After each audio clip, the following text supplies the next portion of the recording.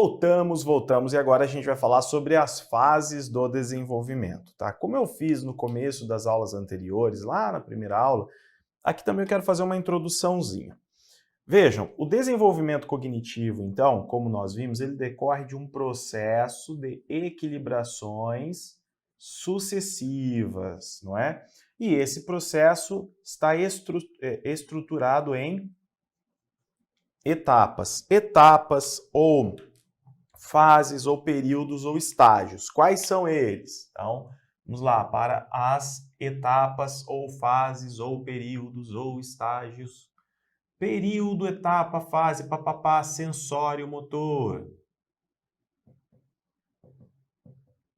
Sensório, motor, de 0 a 2 anos. Depois do sensório motor, o que vem? O pré-operatório.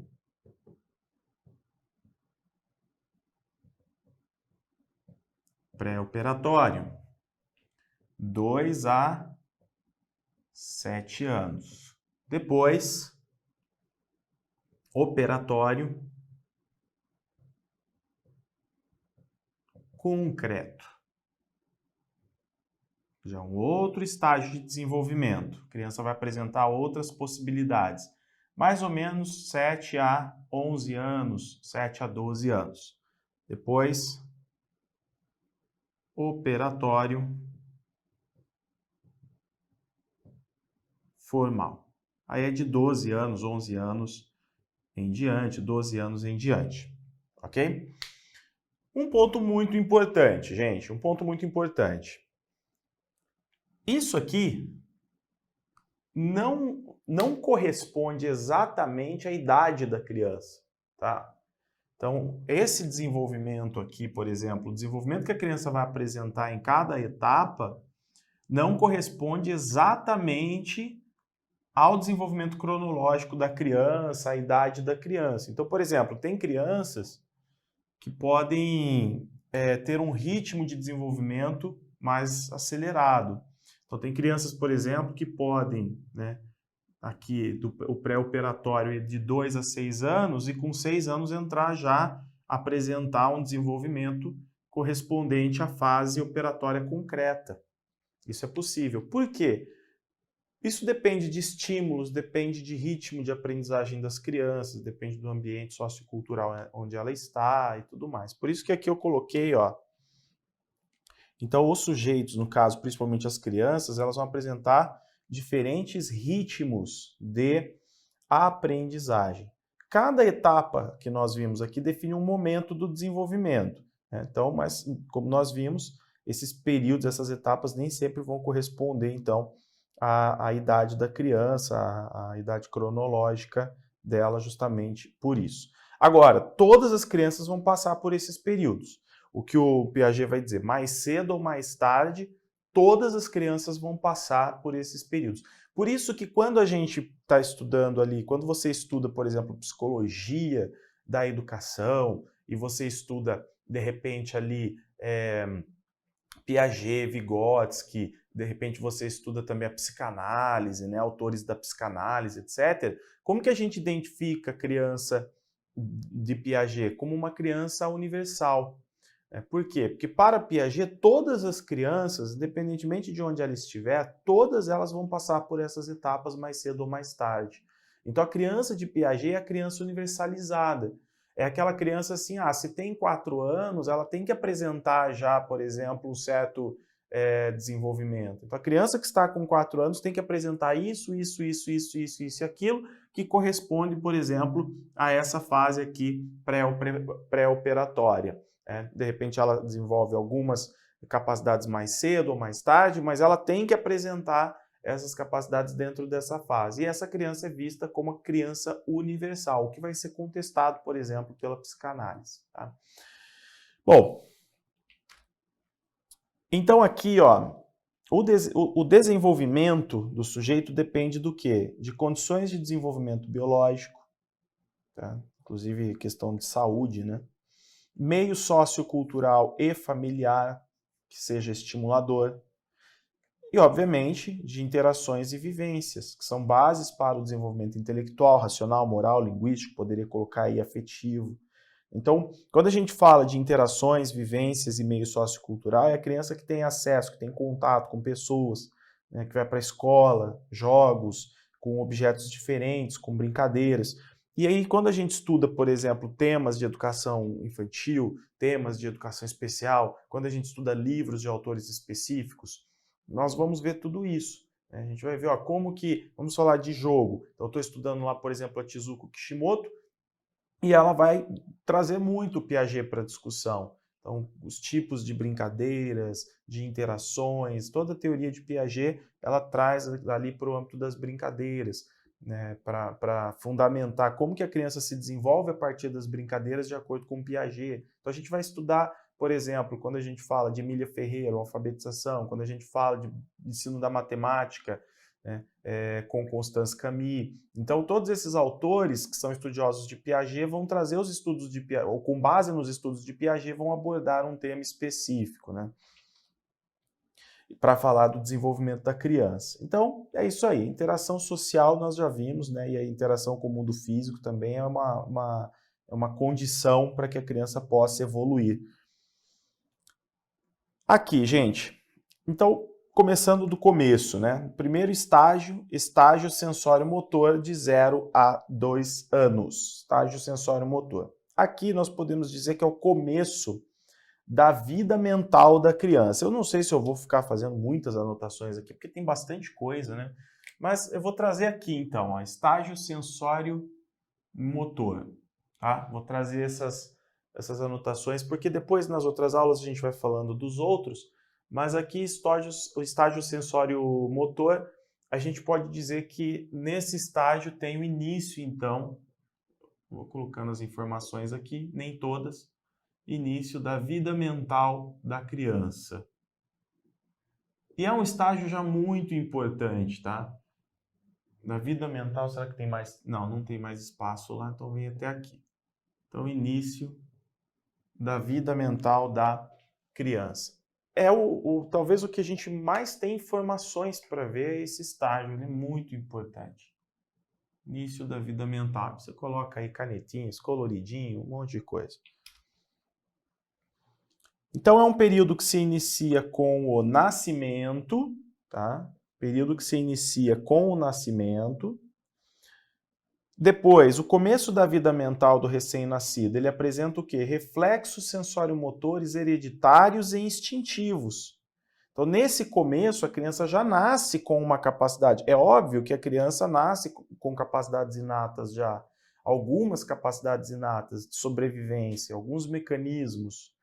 Mas o desenvolvimento da inteligência, do raciocínio lógico, aí não vem dessas capacidades inatas. Vem das interações, das estimulações, das construções internas, né? Mas a criança já nasce com recursos. Então, quando a gente coloca aqui, por exemplo, aqui, ó, reflexos, quais são, Vinícius, os reflexos sensório-motores? Por exemplo, como nós vimos, sucção, não é? A sucção é um reflexo sensório-motor. E o que acontece? Vamos colocar aqui, ó, sucção.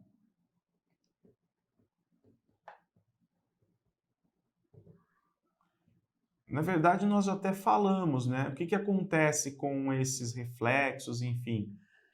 O desenvolvimento, a transformação, generalização, modificação, aos poucos, esses recursos que a criança tem, eles vão se ampliando. Então, vai havendo generalização, modificação em qualidade, em quantidade.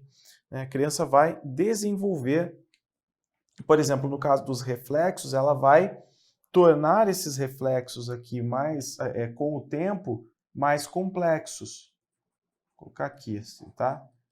Então, o que é isso, Vinícius? Complexos. Esses reflexos vão sendo aperfeiçoados pela criança. E a criança, gente, assim, a gente coloca assim, né?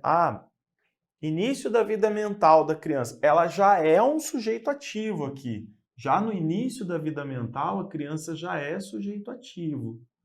Então, ela já vai aprender a partir das interações, ela já vai enfrentar os desafios que vão aparecendo para ela já nesse início, na mais tenra idade, não é?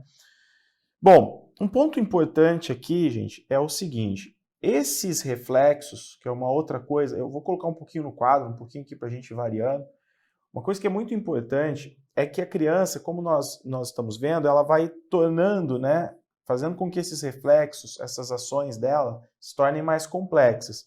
E em que isso é importante? Importante é que a criança vai conseguir conquistar, existe aqui uma conquista. Tá? Vou colocar assim, ó, conquista do universo prático. Como assim, Vinícius? Conquista do universo prático. Vejam que a criança, ela está num cenário em que existem objetos, imagens, pessoas, as coisas estão acontecendo. E a criança vai conseguindo, né, ela vai desenvolvendo a capacidade de perceber essas coisas que estão acontecendo. Então a criança, aos poucos, ela já direciona o olhar, ela já tonifica a postura. Tudo bem que quando a gente fala de tonificação de postura, etc., a gente vai mais para o Valon, né? A importância do ato motor, do desenvolvimento motor, para o desenvolvimento psíquico da criança. Mas isso não quer dizer que com o Piaget não aconteça, né? Não esteja dentro das percepções de Piaget. Então a criança, ela vai sofrendo a maturação junto às interações que ela tem com o adulto, ela vai aprendendo a perceber o meio. Aos poucos ela consegue se deslocar no espaço mais próximo. Aos poucos ela consegue melhorar a interação dela com o adulto. Aquilo que é um mero balbúcio se torna já uma forma de comunicação um pouco mais apropriada. Aos poucos a criança consegue manusear melhor os objetos, pegar, arremessar. Então a exploração vai aumentando gradativamente. Então ela vai conquistando o universo prático, ela vai melhorando a interação dela com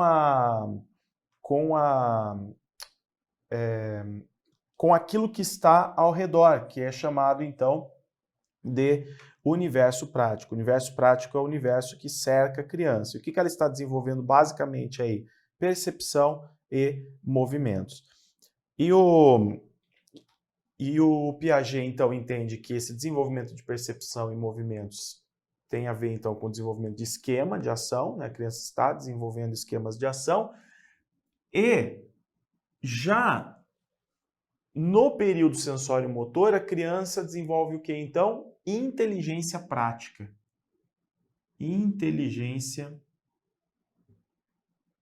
prática. Eu vou anotar aqui, não tudo, mas algumas coisas aqui no quadro, até porque eu vou tendo como referência, né, para a gente ir raciocinando, pensando aí sobre a teoria de Piaget. Mas são duas palavras importantes aqui para você reconhecer numa questão, para você responder uma questão. Inteligência prática relacionada, então, a período sensório motor. Nesse período já está acontecendo a organização ali de esquemas de ação, desenvolvimento de esquemas de ação. Quando a criança pega alguma coisa, quando ela lança alguma coisa, quando ela utiliza tem inclusive, deixa eu voltar aqui para vocês, tem inclusive aquele exemplo do banquinho, né? Que a criança já quer alcançar alguma coisa, então a criança, de repente, ela já engatinha, ela já está começando a andar, ela já começa a empurrar as coisas. Quando ela começa a andar, ela já começa a pegar as coisas para subir em cima.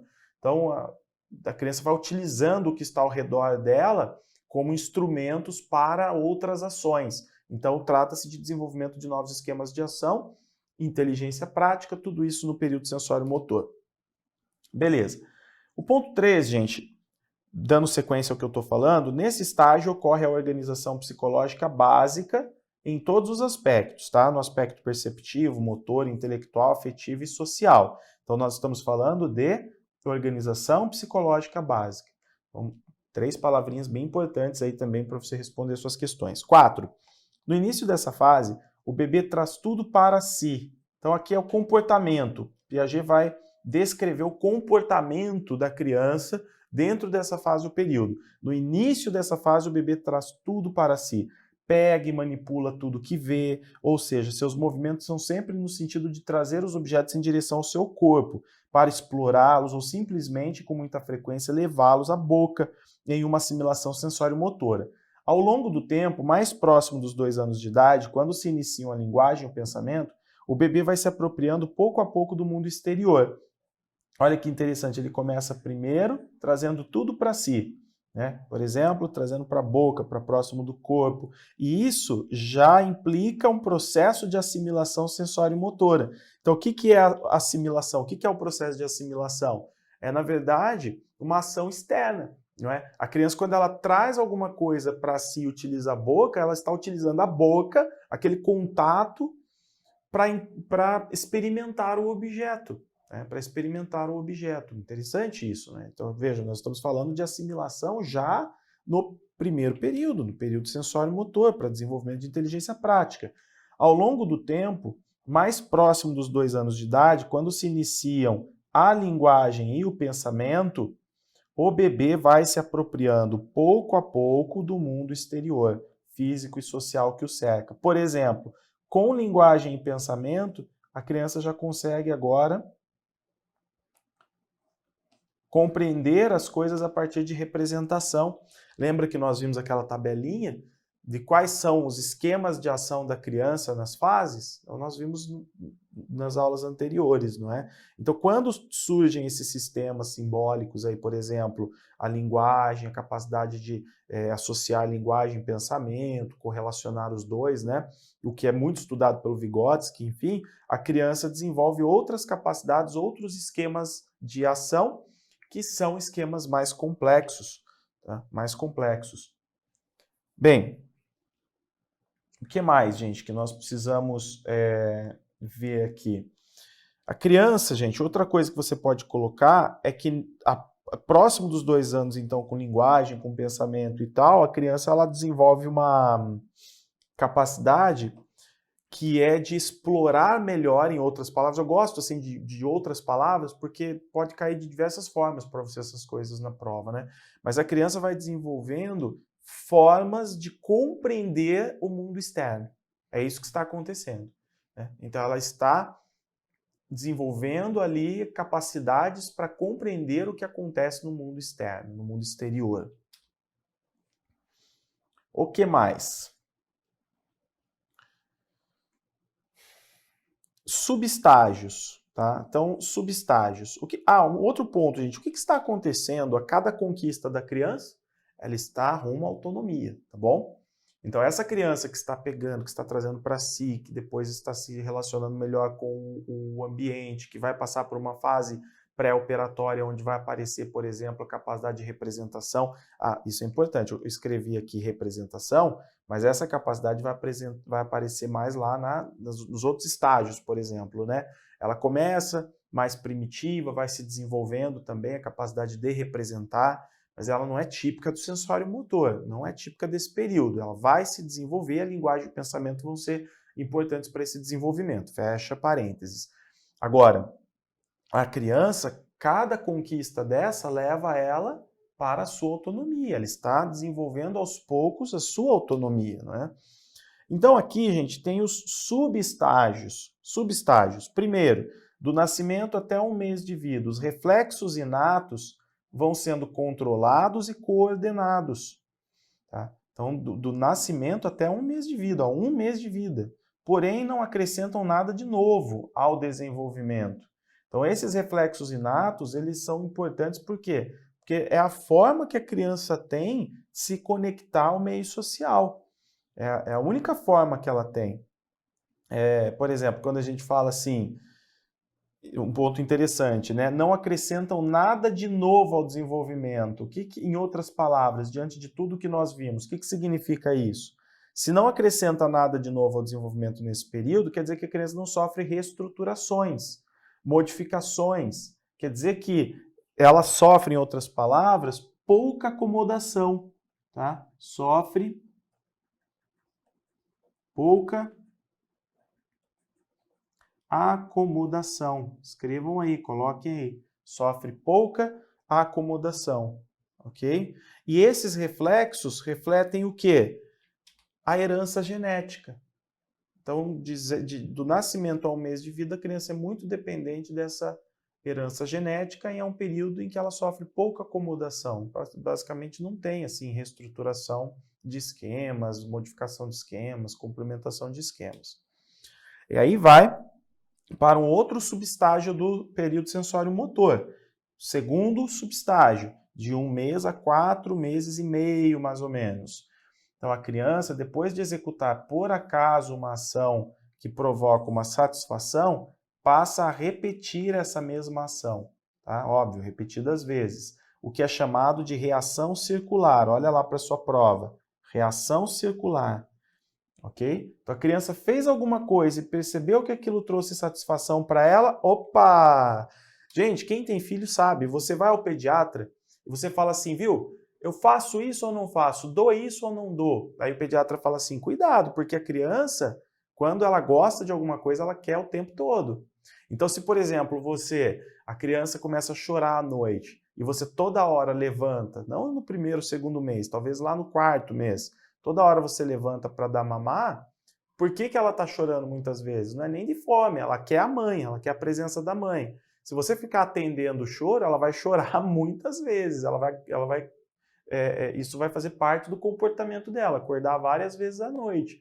Então, o que a gente faz? Você não atende a criança, né? Ou você utiliza a técnica da naninha lá, do sono e tal, tem N técnicas, né? Mas a ideia é você não permitir que essa reação circular aconteça. Como que você não permite? Através de condicionamento. É interessante isso, né? Você não satisfaz aquilo que a criança quer que seja satisfeito. Então, assim, só uma curiosidade, mas é interessante, porque essa reação circular está no segundo subestágio do período sensório-motor, tá? Então, a criança, o que ela faz, por exemplo? Ela gosta de pôr o dedo na boca. Ah, é gostoso? Toda hora ela coloca o dedo na boca. No caso, coloca o polegar, né, na boca.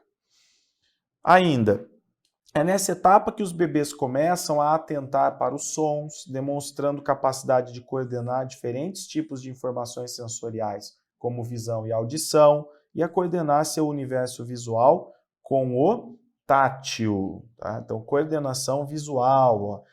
Gente, faça um esqueminha seu, um mapa mental, sei lá, mas guarde bem essas informações para você não errar esse tipo de questão na prova.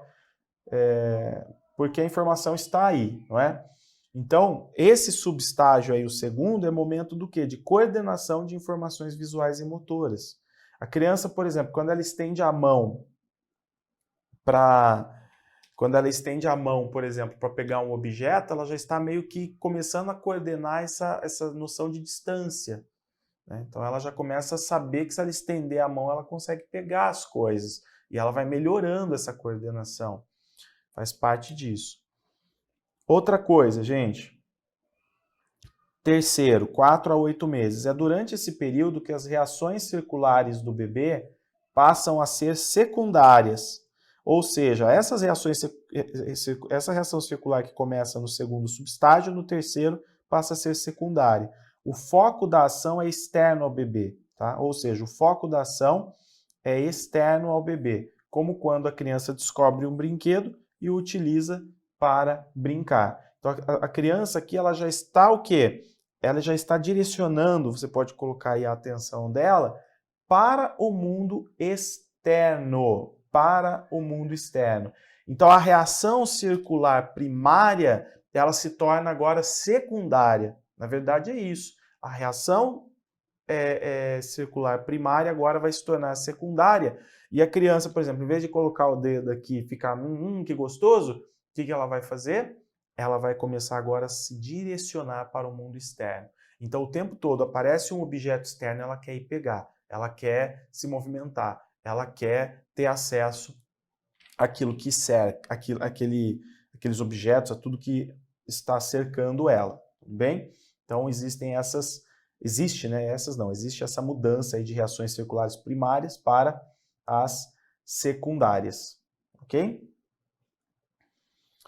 Depois, pessoal, quarto subestágio, de 8 a 12 meses. Há um desenvolvimento agora na coordenação das reações circulares secundárias. Assim, o bebê já possui maior controle sobre a manipulação do meio externo e conduz ações voltadas a um objetivo. Então, quando a criança faz alguma coisa, já existe o quê? Intencionalidade. Ela já pretende fazer alguma coisa. Olha lá, como que a criança já está se desenvolvendo rumo à autonomia. Então, por exemplo, aqueles esquemas mais elementares, como, por exemplo, alcançar um objeto, alguma coisa, eles já são muito mais coordenados. Porque a criança agora ela consegue realmente exercer uma ação intencional e muitas vezes consegue o objetivo dela. Por quê? Porque essas ações já estão mais organizadas. Tá? Essa coordenação de esquemas elementares já existe, essa organização desses esquemas elementares. A criança aqui já é capaz de comportar-se deliberadamente, dotada de intencionalidade. E desenvolvem essa capacidade à medida que vão coordenando esquemas previamente aprendidos e a usar comportamentos anteriormente aprendidos para atingir seus objetivos, como, por exemplo, engatinhar pela sala para pegar um brinquedo, podendo inclusive antecipar acontecimentos. Vocês percebem que a criança ela está nesse constante processo de assimilação e agora a gente está percebendo ela reestruturando os seus esquemas. Então, aquele processo de acomodação que nem acontece praticamente no primeiro mês, do segundo mês em diante ele vai acontecendo. A criança vai sofrendo modificações, reestruturações dos seus esquemas, coordenação, organização dos seus esquemas. Então, a acomodação existe, não é? Legal. Quinto, 12 a 18 meses. Os bebês apresentam reações circulares terciárias agora. Então, de 12 a 18 meses vão aparecer as reações circulares agora terciárias. Guardem isso, ok? Em que testam ações a fim de obter resultados parecidos, ao invés de apenas repetir movimentos que trouxeram satisfação.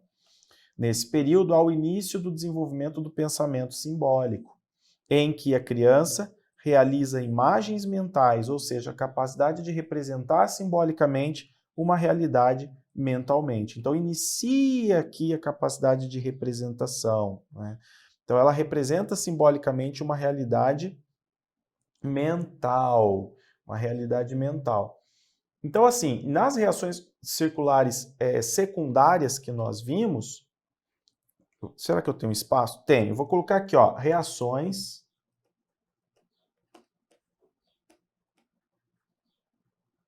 circulares secundárias, elas são diferentes das reações circulares terciárias, tá? Aqui eu já vou passar até uma informação bem específica, né? Se uma prova cobrar isso, meio mundo cai. Então, assim, menos você.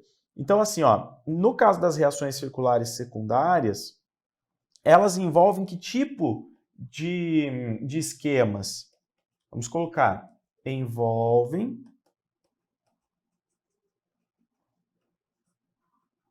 apenas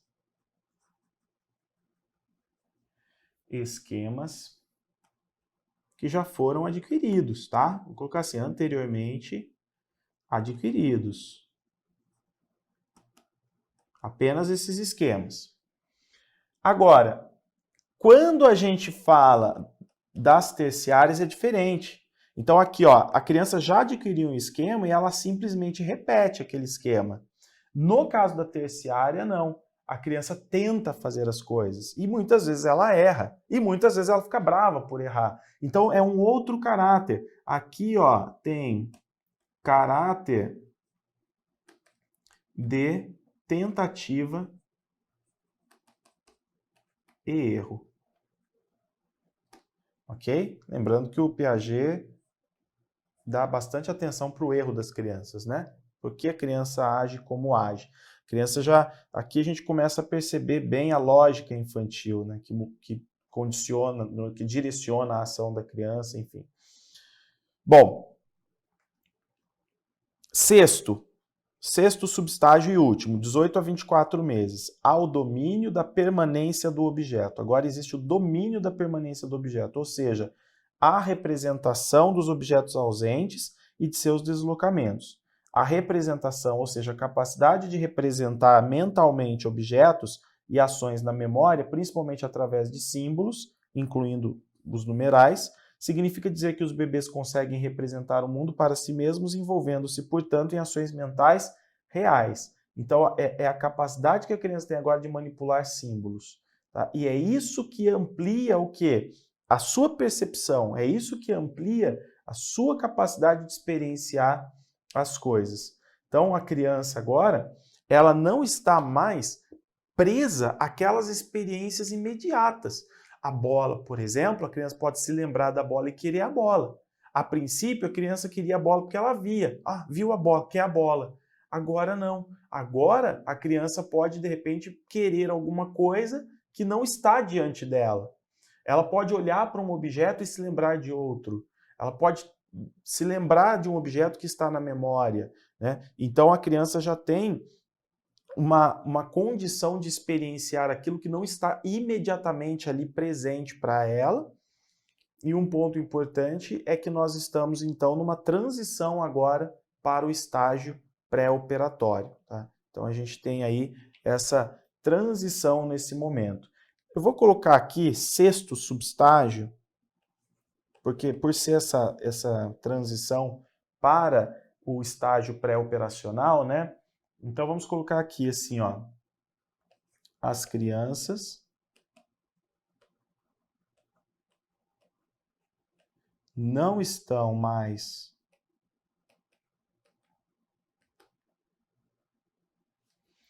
limitadas a experiências imediatas, ok? A experiências